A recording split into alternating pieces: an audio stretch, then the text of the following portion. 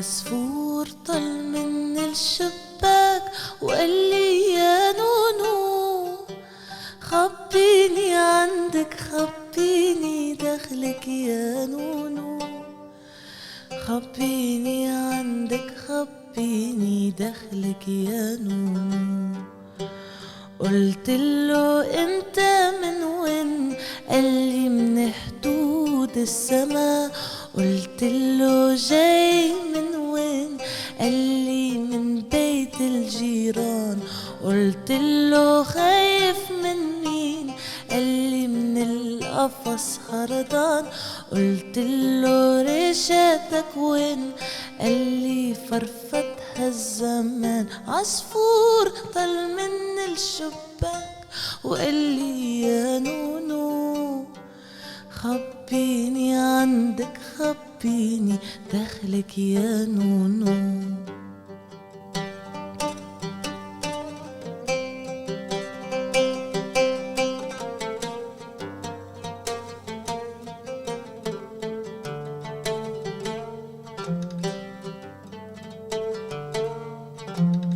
عصفور طل من الشباك وقال لي يا نونو خبيني عندك خبيني دخلك يا نونو خبيني عندك خبيني دخلك يا نونو.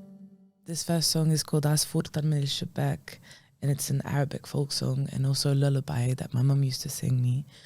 It's been a big part of my set over the past few months. And yeah, let's go. We're back again today with a special guest poster performance. It's the first of many. And I'm here today with Yaz. Yaz, how you doing? I'm good, thank you. How are you? Yeah, I'm great, thanks. I mean, honestly, I've been trying to get you on the pod for a while. And I'm glad we persevered. Because I was telling everyone, I was telling Callum, I was like, look, we got a dope singer and I would so love to have her be the first one that's on the podcast. Thank you. So it was a lot of grief, but, sometimes these things have to, they take time because you've got a lot of performances going on. So I'm happy to have you on. Thank you so much. Yes. I'm so happy to be here as well. Thank you so much. Thank you so much. So let's dive right into the music, right? Yes. I'm going to tell the audience a bit about you and I wanted you to tell us about that first song. So عصفور طل من الشباك is a folk song. It's about, so it says, the first lyric is عصفور طل من الشباك قال لي يا نونو خبيني عندك خبيني داخلك يا نونو. And it means, a little bird came by my window and it asked me to hide it, to protect it. This song is a really old folk song, that a lot of like really great artists, like Arab artists, have like covered. For example, Marcel Khalife. He's just amazing. And this song was a lullaby that my mum used to sing us. And I did not realize until I grew up how dark this song was, because basically the bird is running away from a threat, like something he's scared of. And he's asking the little girl to hide it, to protect it. And it's like, my mom always sung us this to like make us fall asleep. And I was like, okay, this is a bit dark now. I get it. And I'm like, yeah.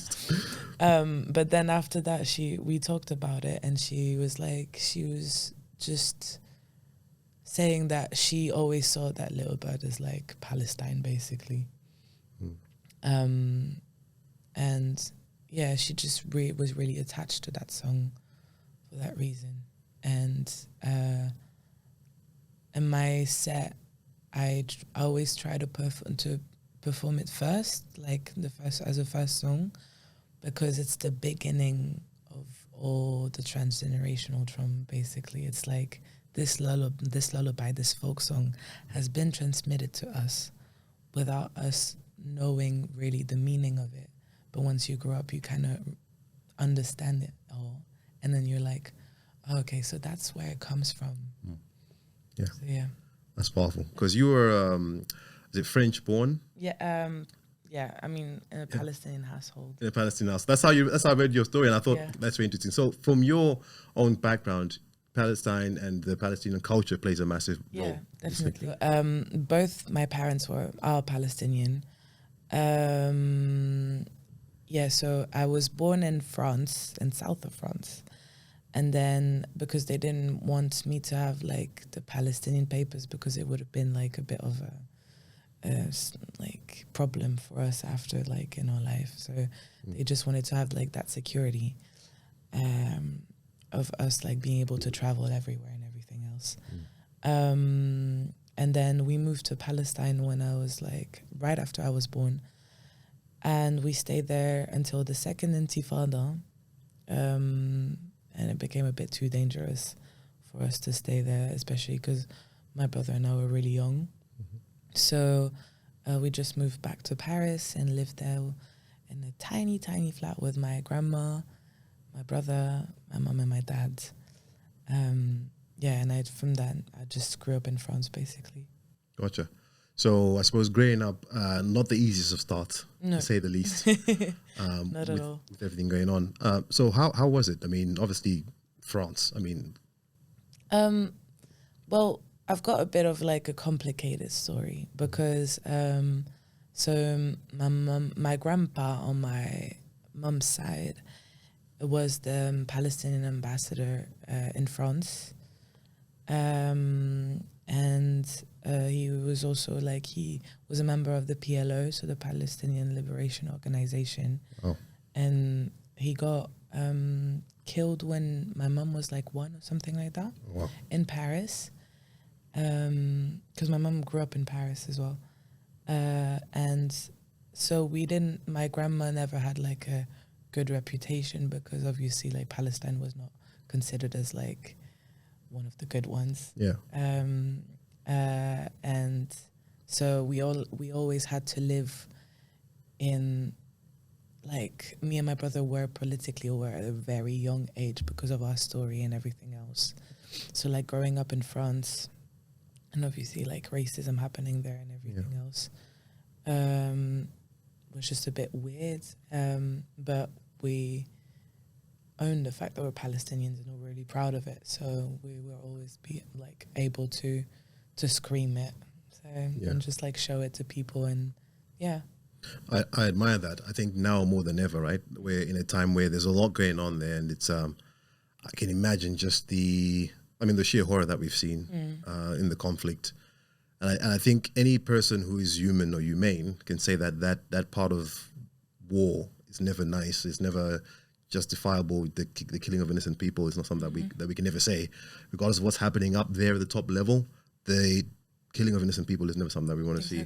So I know that you're proudly Palestinian. That's one of the things that you've said to me. I've seen a lot of your posts, and I follow you on Instagram and social media and everything else. And I see it, and it's also one of the reasons why I thought it was very important to give you the chance to say something. Yeah, thank you. I appreciate it. No, absolutely, because I think our platform is built to give artists the opportunity to tell the truth from their experience and what they're going through. Yeah, definitely. So I do want you to speak about it. And obviously I heard your first song, and I did say to you that there was a somber, haunting feel to some of your music that I've heard. Yeah. And a lot of your music is influenced by how you grew up, I'm sure. Yeah. Right? Yeah. So can you tell me a bit about that side of things, connecting to the music? So it's a long process that I've done during therapy. During therapy, I found out about transgenerational trauma.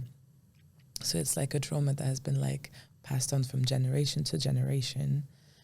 Sometimes not even with words, but like with acts, with the way that our parents or our grandparents would react to like a certain situation, or the way that like we were transmitted like songs and stuff like that. Like folk songs are really a big part of that.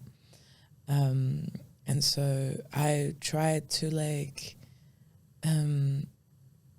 put all of that in my music to understand my roots, and also understand the way I was acting, basically the way why was I reacting so harshly to certain comments or stuff like that about Palestine.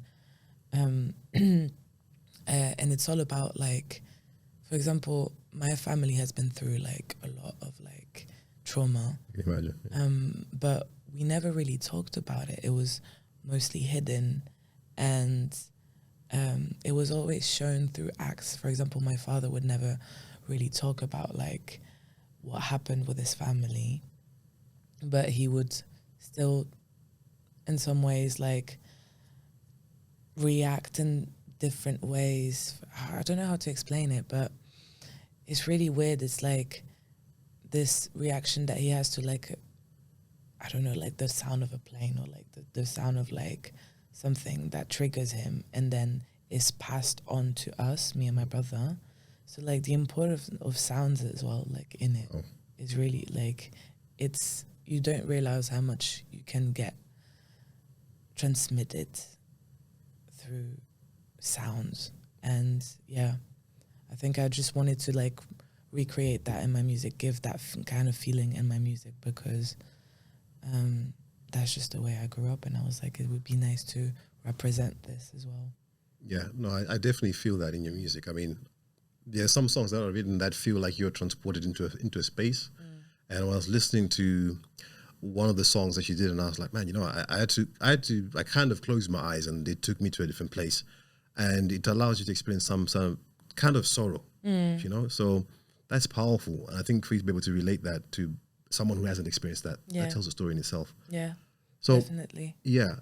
So how does your music, I mean, obviously your music is, I understanding your background, I know a bit more about it, but how does your music, what part of your music do you want to, what message in your music do you want to communicate to your audience?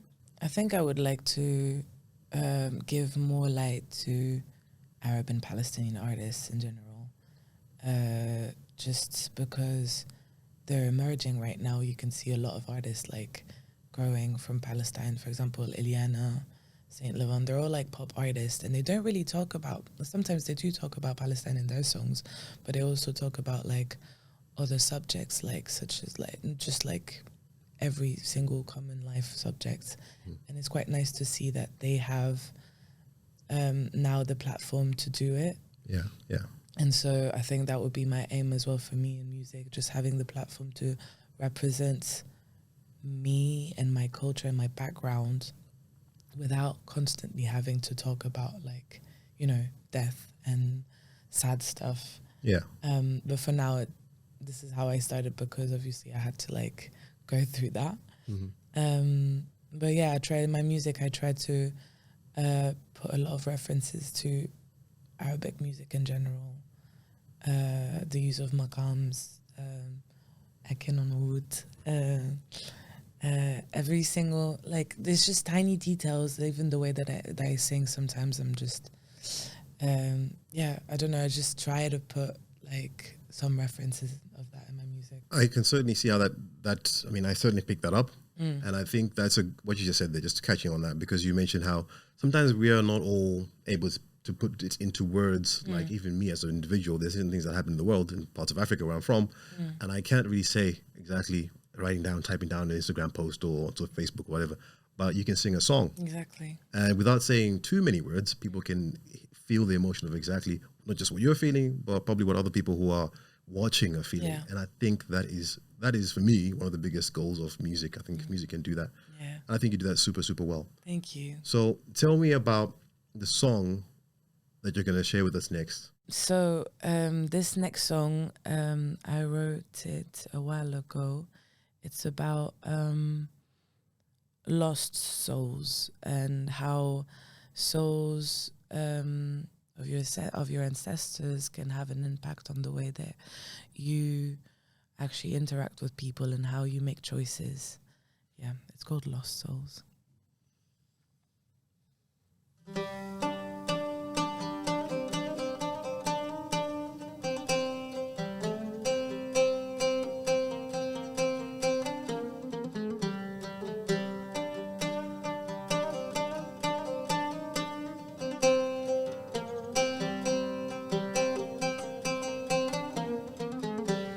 نحنا بالقارد أحسن زيتون منحني بس لنبص التراب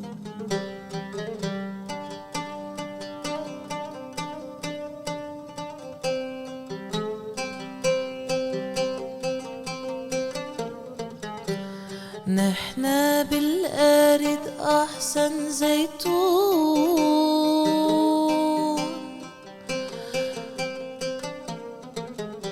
منحني بس لنبص التراب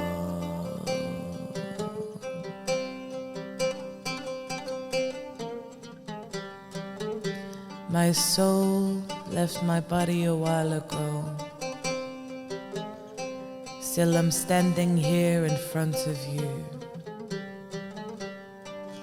Death taught my eyes to perceive sorrow. And that's why the color is deep blue.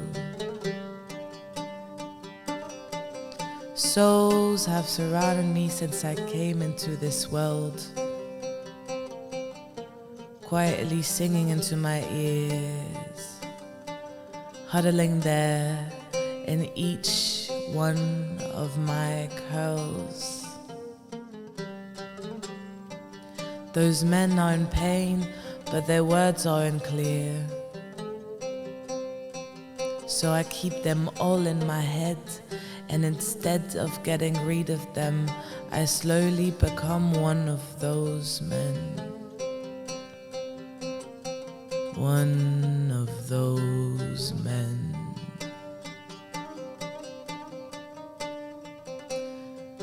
Your soul left your body a while ago,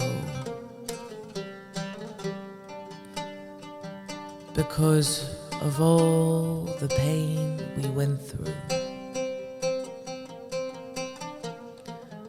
We'll still sing into your ears tomorrow, engraved on your mind like a tattoo.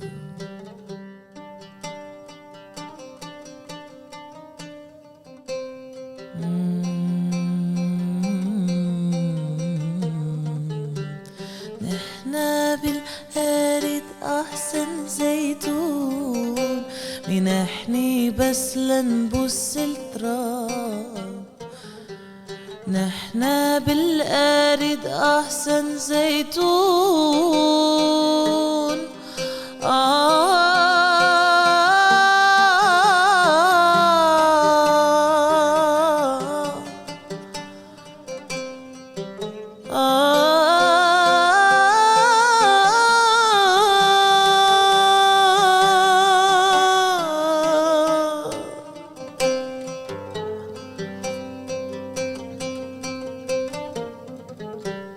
نحنا بالأرض أحسن زيتون بنحني بس لنبص التراب